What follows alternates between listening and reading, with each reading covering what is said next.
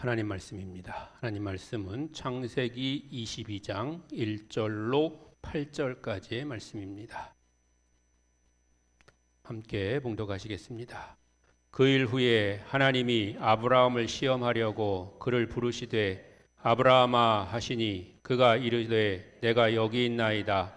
여호와께서 이르시되 내 아들 내 사랑하는 독자 이삭을 데리고 모리아 땅으로 가서 내가 내게 일러준 한 산 거기서 그를 번제로 드리라. 아브라함이 아침에 일찍이 일어나 나귀의 안장을 지우고 두 종과 그의 아들 이삭을 데리고 번제에 쓸 나무를 쪼개어 가지고 떠나 하나님이 자기에게 일러주신 곳으로 가더니 제3일에 아브라함이 눈을 들어 그곳을 멀리 바라본지라. 이에 아브라함이 종들에게 이르되 너희는 나귀와 함께 여기서 기다리라. 내가 아이와 함께 저기 가서 예배하고 우리가 너희에게로 돌아오리라 하고 아브라함이 이에 번제나무를 가져다가 그의 아들 이삭에게 지우고 자기는 불과 칼을 손에 들고 두 사람이 동행하더니 이삭이 그 아버지 아브라함에게 말하여 이르되 내 아버지여 하니 그가 이르되 내 아들아 내가 여기 있노라. 이삭이 이르되 불과 나무는 있거니와 번제할 어린 양은 어디 있나이까. 아브라함이 이르되 내 아들아 번제할 어린 양은 하나님이 자기를 위하여 친히 준비하시리라 하고 두 사람이 함께 나아가서 아멘. 호산나. 할렐루야. 여러분 아브라함 아시죠? 예, 아시면 됐어요. 이 더운데 뭐 알면 됐지 또 뭐 큰 설명이 필요하겠습니까? 이 아브라함은 믿음의 조상 그렇게 우리가 흔히 얘기를 하잖아요. 우리에게는 뭐 너무나도 잘 알려진 그런 유명한 성경의 인물입니다. 그러다 보니까 우리가 아브라함 그러면 야 정말 완벽하고 정말 처음부터 흠이라고는 없을 그런 인물로 생각하기가 쉽습니다. 그런데 믿음의 조상이라고 그렇게 불려지며 또 구약성경을 통해서 많은 일들을 행했으며 또한 하나님 앞에 칭찬도 많이 받았던 그 아브라함이 믿음 좋은 가정에서 태어나고 또 믿음으로 순탄하게 살았던 인물이 아니라는 겁니다. 때로는 우리가 좋은 가문에서 태어나서 좋은 환경에서 교육받고 좋은 그런 것들을 통해서 훈련된 사람들이 큰 일을 하기도 하지만 때로는 그렇지 않은 경우에도 얼마든지 우리가 하나님 앞에 부르심을 받은 그런 하나님의 자녀로서 살게 되면 하나님께서 그 소용에 맞게 또 하나님의 일들을 위해서 크게 사용하게 되시는 줄로 믿습니다. 아브라함의 아버지는요 데라라는 사람인데요 셈의 자손입니다. 데라는 아브라함 이외에도 나홀과 하란이라는 그런 아들을 낳았습니다.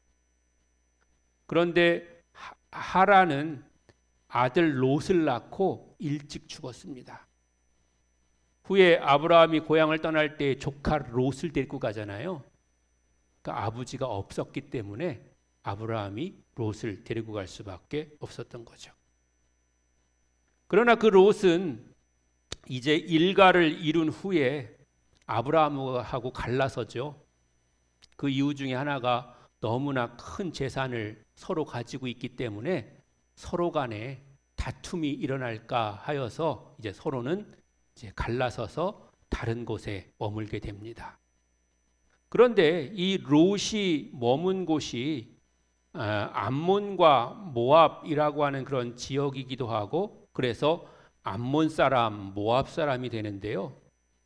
이 암몬 사람, 모압 사람들이 출애굽할 때, 즉 이스라엘 백성이 애굽을 떠나서 이제 가나안 땅으로 가는 중간에 그 땅을 지나가게 됐는데 오히려 이들이 이스라엘 사람들을 괴롭히게 돼요. 그리고 저주하게도 됩니다. 그래서 그 이후로는 하나님이 그들을 하나님의 총회에 들어오지 못하는 그런 이방인으로 그렇게 이제 단절하고 마시는 거죠. 그러니까 우리가 믿음으로 시작한 인생이 끝까지 하나님의 은혜 가운데 가야 하는 것을 우리가 알 수가 있습니다.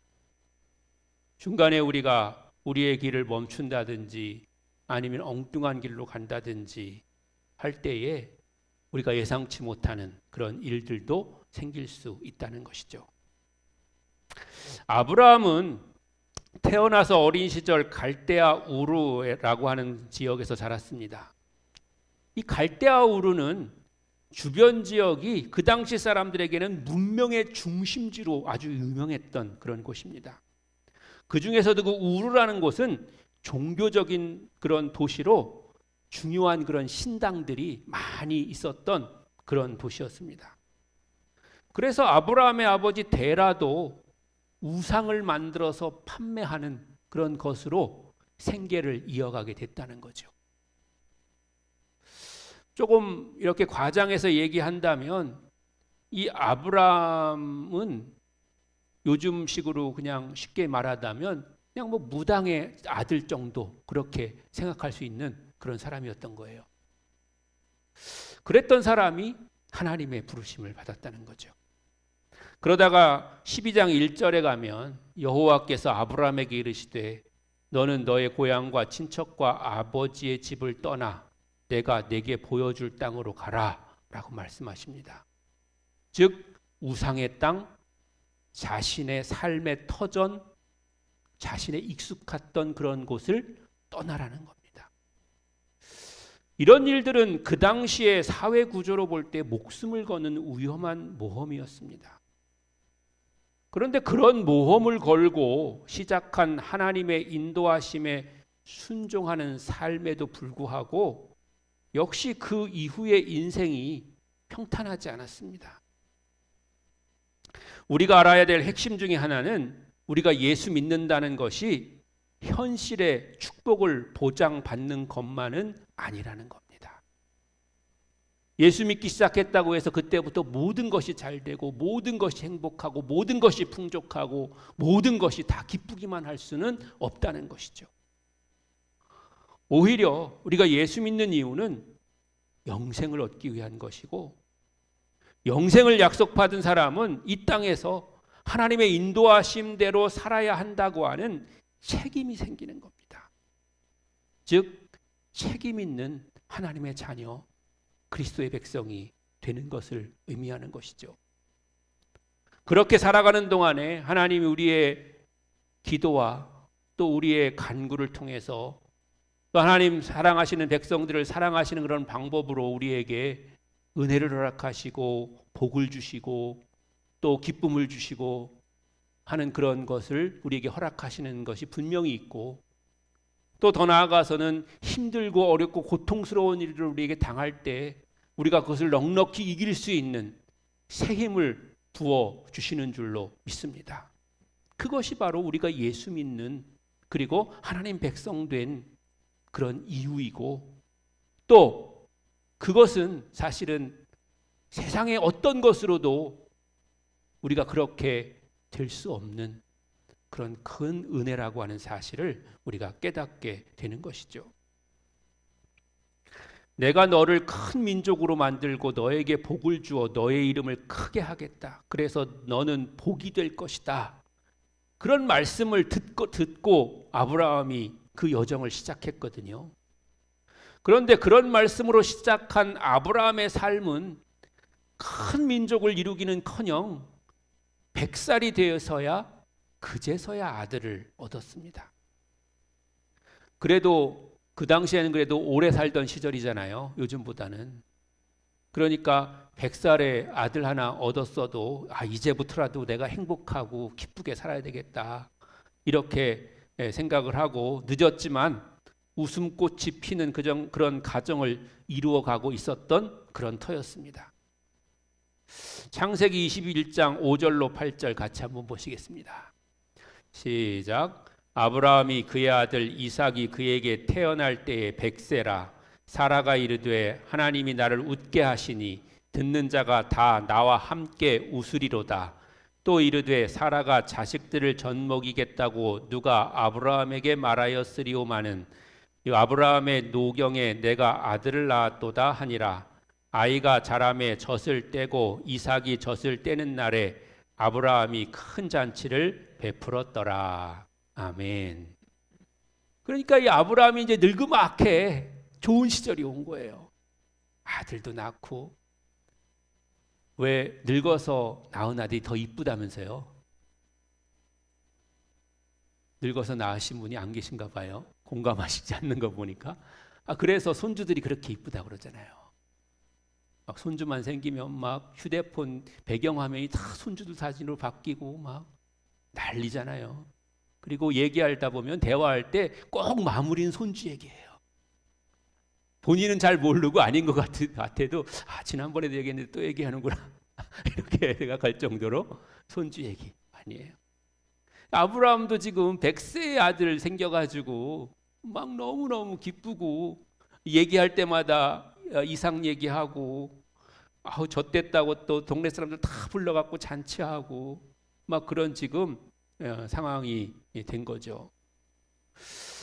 그렇게 살아가는 동안에 이제 22장에 이르러서 구약 성경 중에 가장 극적으로 감동 깊은 이삭의 희생제사 사건이 나오고 있습니다.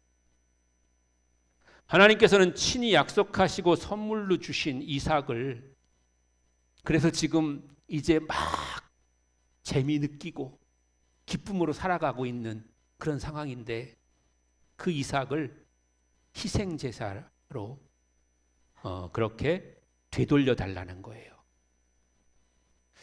여러분도 그런 얘기 많이 하잖아요. 줬다 뺏는 게 가장 나쁘다고.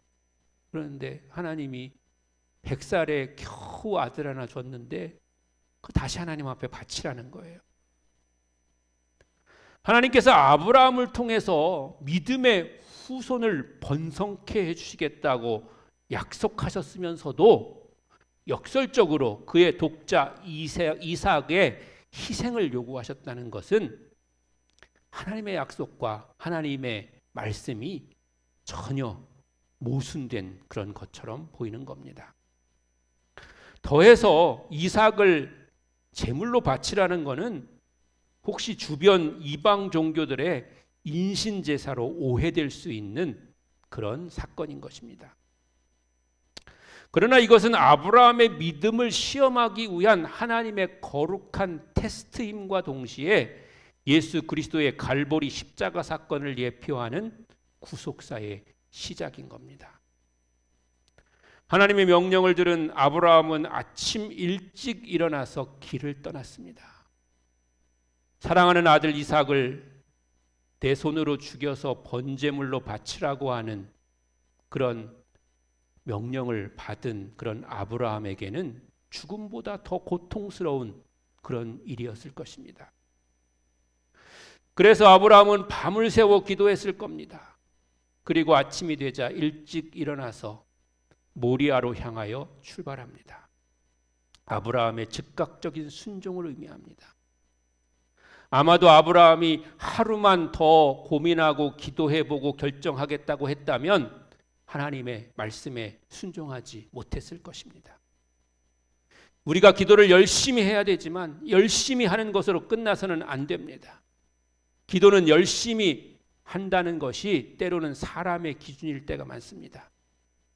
기도는 사람의 기준에 따라 열심히 해야 되는 것이 아니라 하나님의 요청에 대해서 순종하려고 하는 것입니다. 기도는 하나님의 요청이고 순종은 기도의 열매입니다. 그러므로 우리는 기도하면서 순종하지 못하는 것을 회개해야 되는 것이고 또 기도했으면 기도한 대로 기도라고 하는 것은 주님의 말씀으로부터 주님의 명령으로부터 시작되는 겁니다. 그러므로 기도한 대로 즉 하나님 주신 말씀대로 순종해야 되는 것입니다. 사무엘상 12장 24절로 24절입니다. 시작. 나는 너희를 위하여 기도하기를 쉬는 죄를 여호와 앞에 결단코 범하지 아니하고 선하고 의로운 길을 너희에게 가르칠 것인즉 너희는 여호와께서 너희를 위하여 행하신 그 큰 일을 생각하여 오직 그를 경외하며 너희의 마음을 다하여 진실이 섬기라. 아멘. 다시 한번 말씀드리자면 기도는 하나님의 요청에 순종하는 겁니다. 그러므로 기도한다는 것은 나의 열심과 나의 공로를 쌓는 것이 아니라 하나님의 말씀과 요청에 순종하는 겁니다. 우리를 기도의 자리로 부르시는 하나님께 순종하시기를 축원합니다. 우리가 기도의 자리로 나아가야 되는 건데 우리가 기도의 자리로 나아가는 거는 내가 기도 한 번도 빠지지 않고 했어. 나는 하루도 안 쉬고 기도했어. 나는 한 번 기도할 때 1시간, 2시간, 3시간 기도했어. 이것이 중요한 게 아니라 그것이 필요 없다는 게 아닙니다. 그렇게 해야 우리가 결단할 수 있고 그렇게 해야 우리가 하나님 말씀에 순종할 수 있는 겁니다. 그런데 그 자체가 중요한 것이 아니라 그것을 통해서 우리가 해야 될 일은 기도의 열매를 맺는 것인데 그 기도의 열매는 하나님의 말씀이 나를 통해서 이 땅 가운데 이루어지게 하는 것입니다. 할렐루야. 기도가 하나님의 요청이기 때문에 기도에는 응답이 예비되어 있습니다. 아브라함은 이삭과 종들을 데리고 제사를 드릴 모리아 산으로 향했고요. 산에 이르자 종들은 멀찌감치 남겨두고 이삭에게 땔감 나무를 지게 하고 아브라함은 불과 칼을 들고 제단으로 나아갑니다. 이삭이 불과 나무는 있는데 번제할 어린 양은 어디 있냐고 물었습니다. 창세기 22장 7절로 8절 오늘 우리가 읽은 말씀이죠. 같이 한번 보시겠습니다. 시작. 이삭이 그 아버지 아브라함에게 말하여 이르되 내 아버지여 하니 그가 이르되 내 아들아 내가 여기 있노라. 이삭이 이르되 불과 나무는 있거니와 번제할 어린 양은 어디 있나이까. 아브라함이 이르되 내 아들아 번제할 어린 양은 하나님이 자기를 위하여 친히 준비하시리라. 아멘. 아들이 또 그것도 100살에 낳은 아들이 동네 사람들 만날 때마다 얘기했던 그 아들이 잔치까지 벌렸던 그 아들이 제물로 드리러 가는 그 아버지에게 제물 어디 있어요? 라고 그렇게 물었을 때에 그 아버지는 그 물음에 대답하기가 참으로 난감했을 것입니다. 아마도 다시 한번 아들을 끌어안고 대성통곡했을 것입니다. 그러나 그럼에도 불구하고 아브라함의 마음은 변치 않았습니다. 아브라함에게는 하나님이 예비하시리라는 믿음이 있었던 것입니다. 창세기 22장 13절로 14절입니다. 시작. 아브라함이 눈을 들어 살펴본즉 한 순양이 뒤에 있는데 뿔이 수풀에 걸려 있는지라. 아브라함이 가서 그 순양을 가져다가 아들을 대신하여 번제로 드렸더라. 아브라함이 그 땅 이름을 여호와 이레라 하였으므로 오늘날까지 사람들이 이르기를 여호와의 산에서 준비되리라 하더라. 아멘. 마침 제단 근처 수풀에 순양 한 마리가 있었습니다.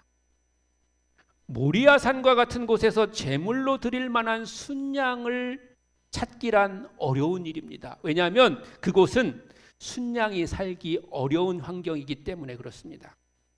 그런데 마침 그곳에 순양이 수풀에 걸려 있었던 것입니다. 하나님이 준비하신 것입니다. 아브라함이 산을 오르기 전에 먼저 순양을 준비해 두셨습니다. 기도는 응답이 먼저 예비되어 있는 줄로 믿습니다. 그런데 우리가 오해하지 말아야 될 것은 기도 응답이 언제나 인간의 생각대로 해피엔딩이 아닐 수도 있습니다. 하나님의 응답이 언제나 내 마음과 같지 않을 수도 있다고 하는 것입니다. 즉 내가 기도하는 대로 되지 않을 수도 있다는 겁니다. 그럼 그것이 무슨 뜻일까요? 그것은 내가 하나님의 뜻을 오해할 수도 있었던 것이고 더 나아가서는 하나님이 어떻게 인도하시든지 순종하겠다고 하는 그런 믿음이 우리에게 있어야 되는 것이고 또 그것을 이끄시는 하나님의 뜻을 우리가 헤아릴 수 있어야 되는 것입니다. 당장은 내게 고통스럽고 힘들고 손해보는 것 같은 것일지라도 그것이 하나님의 인도하심 가운데 나에게 오히려 유익이라고 하는 사실을 우리가 깨달아야 될 줄로 믿습니다. 내게 고난도 유익이라고 하는 그런 말들을 여러분들이 많이 들어보셨을 것입니다. 아브라함은 명령을 받고 그 일을 진행하는 과정에서 아무런 대안이 없었습니다. 그러나 자신의 지식으로는 어떤 대책도 없었지만 하나님의 말씀대로 순종하기 시작했습니다. 아들 이삭을 데리고 불을 피울 장작을 가지고 하나님이 정하신 그곳으로 갔습니다. 그리고 아들 이삭을 제단에 묶어놓고 칼을 뽑아 들었습니다. 아브라함이 이삭을 번제로 드리려고 할 때에 하나님의 사자가 그를 불러 멈추게 했습니다. 아브라함아, 아브라함아, 그 아이에게서 내 손을 대지 마라. 이 음성을 들은 아브라함은 그 자리에서 털썩 주저앉았을 것입니다. 하나님, 왜 이렇게 늦게 말씀하세요? 아까 짐지고 올라올 때 얘기를 해주셨어야지. 이제까지 마음 졸이고 그냥 슬퍼하고 당황하고 그러고 있었는데 왜 이제 얘기하세요?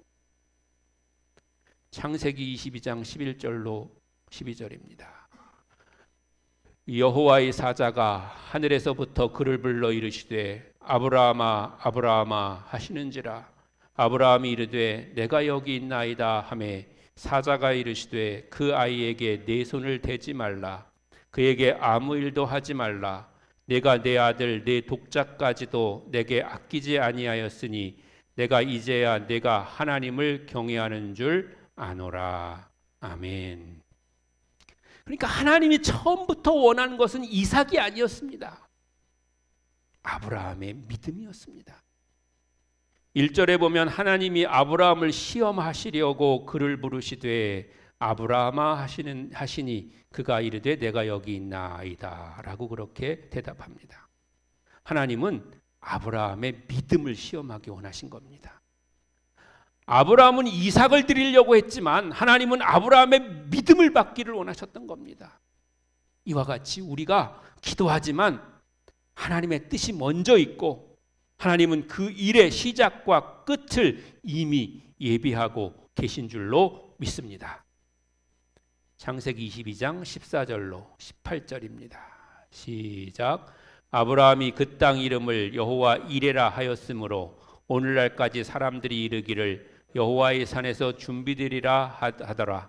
여호와의 사자가 하늘에서부터 두 번째 아브라함을 불러 이르시되 여호와께서 이르시기를 내가 나를 가리켜 맹세하노니 내가 이같이 행하여 내 아들 내 독자도 아끼지 아니하였은즉 내가 내게 큰 복을 주고 내 씨가 크게 번성하여 하늘의 별과 같고 바닷가의 모래와 같게 하리니 내 씨가 그 대적의 성문을 차지하리라.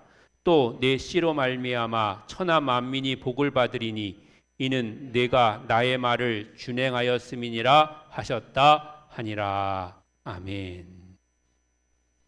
아브라함은 그때부터 그곳을 여호와 이레라고 불렀습니다. 여호와께서 준비하셨다는 뜻입니다. 기도는 하나님이 응답이 먼저 준비되고 이루어지는 하나님의 일입니다. 그러므로 기도는 반드시 응답될 줄로 믿습니다. 사랑하는 성도 여러분, 여러분이 기도하는 자리, 이 자리가 여호와 이레의 자리가 되시기를 축원합니다. 하나님은 여러분의 어떤 그런 환경적인 것과 여러분이 가지고 있는 그런 것을 원하시는 것이 아니라 여러분의 믿음을 원하시는 것입니다. 하나님이 계획하시고 하나님이 행하시며 하나님이 이루십니다. 그리고 우리를 도구로 쓰십니다. 그래서 그 도구로 쓰시기 위해서 우리를 믿음으로 부르시는 것입니다.